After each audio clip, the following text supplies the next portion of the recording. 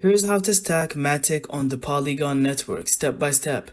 First, make sure you have MATIC tokens in your wallet, either on Ethereum mainnet or Polygon POS chain. Open your wallet like MetaMask, Rabby, or Trust Wallet and go to staking.polygon.technology. Click Connect Wallet at the top right and choose your wallet provider. Once connected, you'll see a list of validators. Each validator shows their current APY, performance, and commission. Choose a validator you trust and click Stake or Delegate.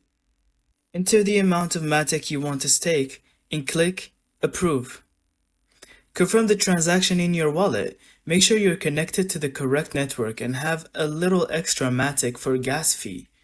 Once the transaction is confirmed, your MATIC is stacked. You'll start earning rewards right away, and you can track your earnings on the dashboard. On stake, go back to the validator page and click Unstake. Just note there is a waiting period, usually 3 to 4 days, before you can withdraw. That's how you stake MATIC on Polygon. Simple, secure, and a great way to earn passive income while supporting the network. Thank you so much for watching. I hope you found this video helpful. Don't forget to leave us your thoughts in the comments.